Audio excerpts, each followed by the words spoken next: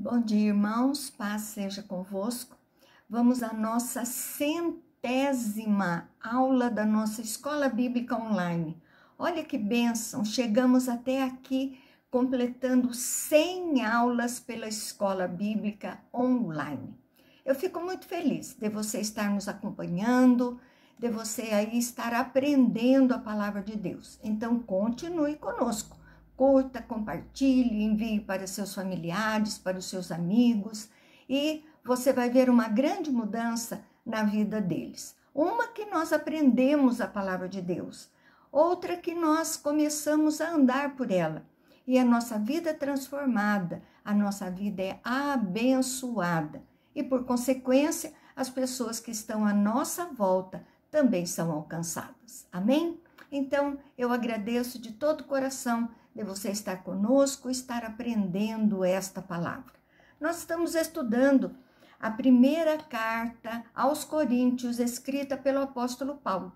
E a semana passada, nós falamos sobre comer, beber, sobre idolatria. Paulo enfatiza muito isso, né? Nós podemos todas as coisas, mas nem tudo convém.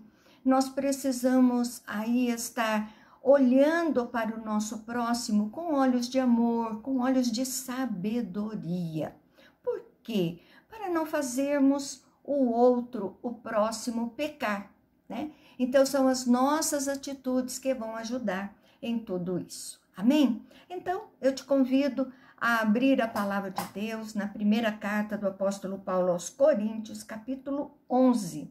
Semana passada nós lemos, o 10:33, o último versículo, e dando início ao capítulo 11, assim como também eu procuro em tudo ser agradável a todos, não buscando o meu próprio interesse, mas o de muitos, para que sejam salvos. Sede meus imitadores, como eu também sou de Cristo.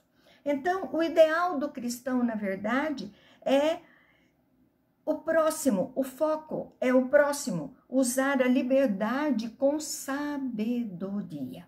Então, Paulo se esforça para imitar a Cristo e pode ser tomado como homem de testemunho, como exemplo para nós. Então, as pessoas podem olhar para Paulo e ver a Cristo. É isso que tem que acontecer conosco. As pessoas têm que olhar para nós e enxergar em Jesus. No verso 2 e 3, a palavra de Deus vai falar sobre o véu e o seu uso na igreja de Cristo. É muita controvérsia nisso e Paulo nos explica claramente como isso pode acontecer ou não. De fato, eu vos louvo, porque em tudo vos lembrais de mim e retendes as tradições, assim como vô-las entreguei. Quero, entretanto, que saibais ser Cristo o cabeça de todo homem, e o homem o cabeça da mulher, e Deus o cabeça de Cristo. Então, Paulo agora vai tratar do véu, vai falar da ceia e problemas nos cultos na igreja de Corinto. Então, vamos voltar a relembrar. Paulo está escrevendo esta carta porque ele recebeu uma carta com informações de problemas e dúvidas da igreja de Corinto. Então, Paulo está respondendo a estas questões. Então, Paulo elogia a igreja que estão preocupados com os ensinos. Sem ensinos, como que nós vamos aprender? Como que nós vamos ter ideia de como temos que andar com Jesus e seguir nesta vida cristã de uma forma agradável ao Senhor. E o evangelho, ele viu o interesse dos coríntios em aceitar fazer a vontade de Deus. Estamos aqui para isso. Então, Paulo introduz o assunto do véu, falando de cabeça. O véu é aquele que colocam na cabeça. Então, vamos lá. Que significa cabeça, né? Então, Cristo é cabeça do homem. O homem, o cabeça da mulher. E Deus, o cabeça de Cristo. Então, cabeça será liderança, autoridade, Qual a fonte da origem de tudo isso? É a própria criação, a submissão com honra e respeito. Então, Paulo mostra que existe uma ordem de Deus que fez todas as coisas. No verso 4 e 5, ele diz: todo homem que ora e profetiza, tendo a cabeça coberta, desonra a sua própria cabeça. Toda mulher, porém, que ora ou profetiza com a cabeça sem véu, desonra a sua própria cabeça, porque é como se a tivesse raspada. Então, orar, profetizar é pregar a palavra de Deus e orar. O homem não deve cobrir a cabeça no culto. Então, Paulo está falando de uma época, de uma situação, de uma tradição da própria igreja. Não deve cobrir o homem a cabeça no culto. Era comum os judeus estarem orando e pregando com a cabeça coberta. Talvez a diferenciação do cristianismo e do judaísmo acontecesse ali. Paulo diz que aqui existem mulheres que oravam e profetizavam, pregavam. A atuação de milhares de mulheres no culto deveria estar na cabeça coberta. Sem véu seria uma desonra. Então, para o homem, a sua submissão. Então, cabeça raspada era usada para o homem como penteado. Então, se portaria como se fosse um homem. Versos 6 e 7, portanto, se a mulher não usa véu nesse caso, que rape o cabelo. Mas, se lhe é vergonhoso torquear-se, cumpre-lhe usar véu. Porque, na verdade, o homem não deve cobrir a cabeça, por ser ele a imagem e glória de Deus. Mas a mulher é glória do homem. Vamos entender. Paulo coloca a situação extrema. O que é pior, usar véu ou raspar a cabeça? Então, use o véu. Paulo volta ao conceito das cabeças e é subordinação. Não sabemos o problema que estava na igreja de Corinto, mas Paulo é direto e explica bem. É provável que havia confusão sobre o uso na igreja de Corinto do véu. Mulheres querendo fazer trabalho do homem, se parecer com homens, e os homens aceitando isso, não se colocando no seu devido lugar. Verso 8 e 9, porque o homem não foi feito da mulher, e sim a mulher do homem. Porque também o homem não foi criado por causa da mulher, e sim a mulher por causa do homem. Então é uma citação de papéis. Esses textos não podem ser lidos separadamente. Entenda uma coisa, meu irmão. Não pegue versículos, leia-o sozinho e o entenda sozinho. Você tem um contexto. Você tem uma localização deste texto. Você tem o porquê que este texto está sendo falado. Porque senão é pretexto de sair fora da palavra de Deus ou falar aquilo que somente o homem quer ouvir. Então tenha cuidado, e Paulo está falando aqui, né? Não peguem esse texto separado, porque está falando de papéis de cada um, como aconteceu na citação. A mulher foi feita da costela do homem e auxiliadora do homem, mas nenhum pode assumir o papel do outro. Então, essa história de feminismo, levantar bandeira aí, cuidado com isso. Verso 10 e 11, portanto, deve a mulher, por causa dos anjos, trazer véu na cabeça, como sinal de autoridade. No Senhor, todavia, nem a mulher é independente do homem e nem o homem é independente da mulher. Então, por causa dos anjos, Paulo fala de seres espirituais que cuidavam da igreja, mas não detalhou isso. Então, vocês são observados por anjos na igreja. Quando a mulher obedece a Deus, ela tem assegurado o seu lugar de respeito e honra no culto, ao mesmo tempo que se coloca em subordinação, Primeiro diante de Deus e segundo diante dos homens. Então, Deus, seguindo diante de Deus, levantados por Deus para servir ali. Então, essa orientação era ordem no culto, mas para Deus não havia diferença nem desigualdade. Homem e mulher são parceiros na obra, cada um dentro do seu papel. Verso 12 e 13, porque como provém a mulher do homem, assim também o homem é nascido da mulher e tudo vem de Deus. Julgar entre vós mesmos é próprio que a mulher ore a Deus sem trazer o véu. Então, um é interdependente do outro. Esta ordem vem do Senhor, é a criação dele. Julgai, vocês têm condições de perceber isso. Nesse contexto, Paulo, não estou certo? Paulo está correto nas suas orientações. Olha só, 14 e 15. Ou não vos ensina a própria natureza ser desonroso para o homem usar cabelo comprido? E que, tratando-se da mulher, é para ela uma glória, pois o cabelo lhe foi dado em lugar de mantilha.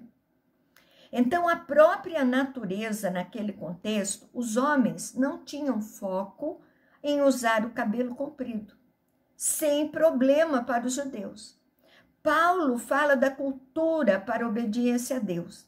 A diferença é que a mulher e o homem também se diferenciavam pelo cabelo. Não era princípio para todos os tempos. No Antigo Testamento não tem problema no comprimento do cabelo. Exemplo, o nazireu, né? Eles não podiam passar ali a navalha na cabeça. Mas esse contexto que Paulo está analisando parece ter uma nova visão.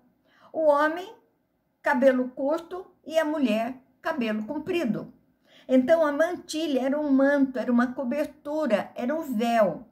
Então, o primeiro pensamento, cabelo é natural e não substitui o véu. E o segundo pensamento é que o véu poderia ser substituído pelo penteado.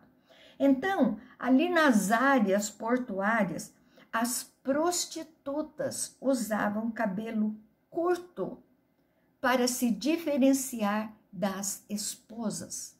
Então, na verdade, cabelo é natural. Para eles, não substituía o véu. Então, no verso 16, contudo, se alguém quer ser contencioso, saiba que nós não temos tal costume, nem as igrejas de Deus.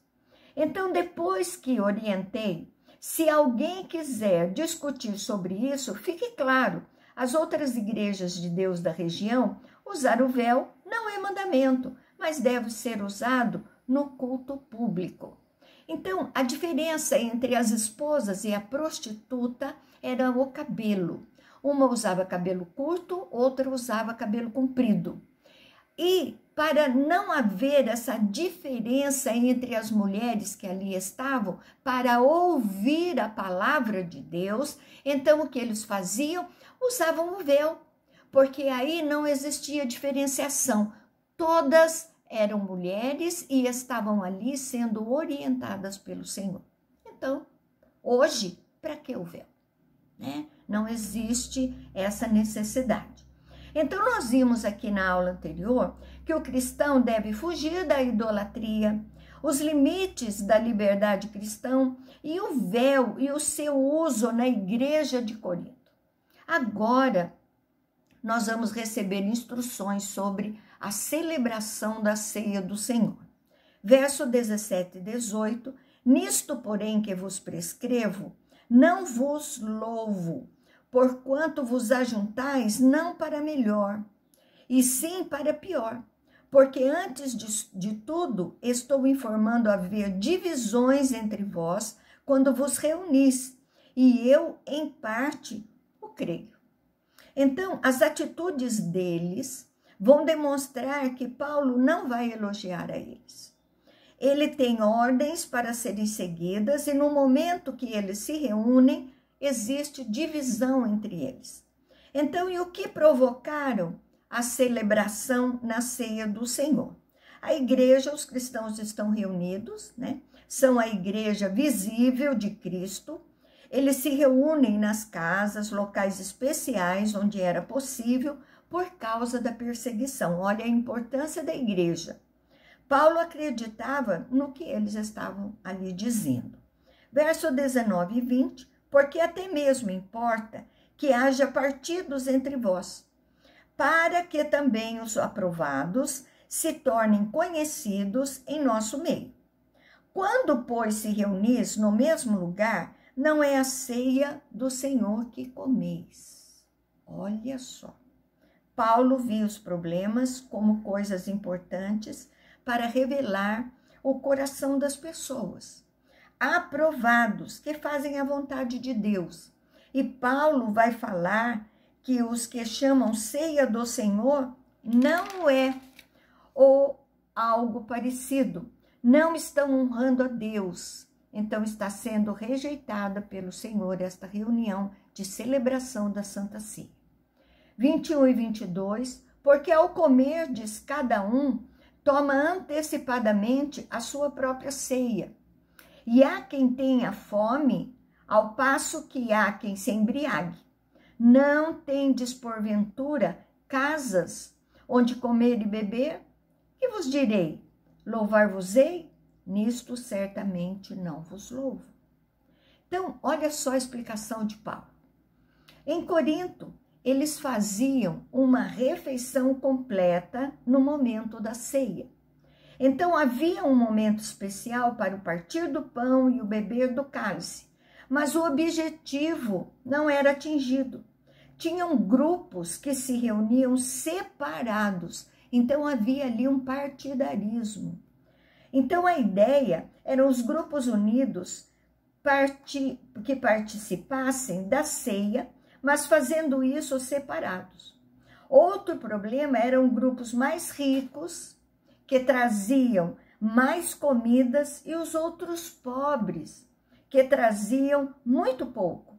E tem fome, e existem aqueles que se embriagam, né? Ele está falando aqui do pecado. Então, nós temos dois grupos dentro da igreja, ricos e pobres. Então, Paulo diz, vocês não podem fazer isso em casa? Paulo diz, na ceia não é o local. Aos ricos que tinham atitudes de divisão, estavam envergonhando. Os que não tinham muito, não participariam da ceia, pois os ricos já tinham participado.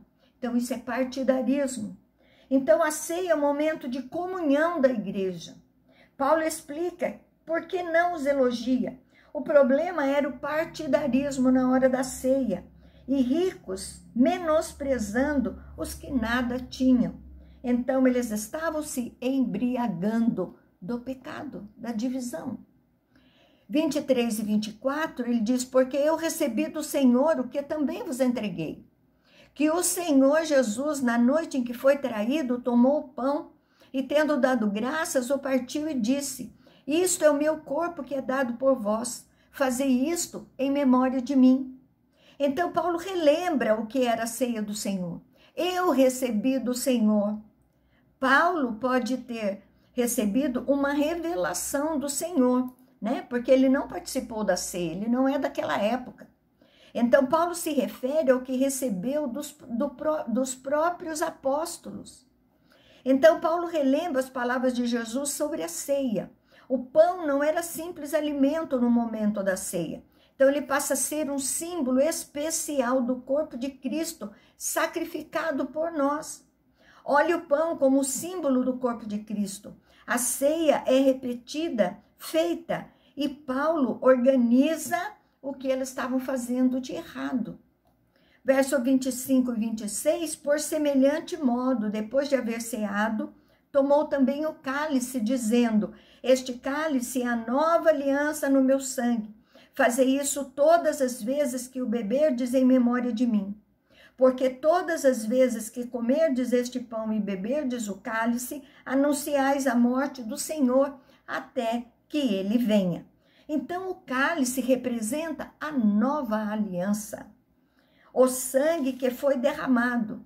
O cálice não deveria ser tomado como fazem nas festas, mas como símbolo do sangue de Cristo, e não a embriaguez. Para a reflexão do sacrifício de Cristo, é a ceia, o anúncio do evangelho. Quando a igreja se reúne para fazer a ceia do Senhor, ela traz a informação a todos que estão ali. A morte do Senhor houve um Cristo, um Messias que morreu em nosso lugar. E também que ele vai voltar. Então, se a ceia está sendo feita do jeito errado, como poderia ser uma pregação correta para quem estava ali? 27 e 28, por isso, aquele que comer o pão e beber o cálice do Senhor indignamente, será réu do corpo e do sangue do Senhor. Então examine-se, pois, o homem a si mesmo, e assim coma do pão e beba do cálice. Então, na seriedade da ceia, ela exige que seja feito um ajuste. Transforme na maneira correta a Santa Ceia. Indignamente, num determinado ponto, todos nós, indignos perante ao Senhor, porque somos pecadores. Está ligado a participar do feito errado.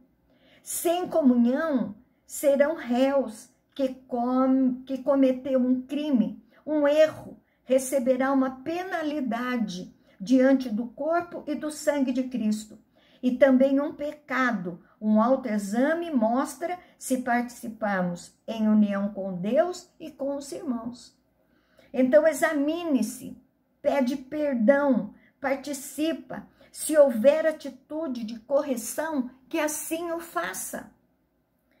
Então, verso 29 e 30, pois quem come e bebe sem discernir o corpo, come e bebe juízo para si.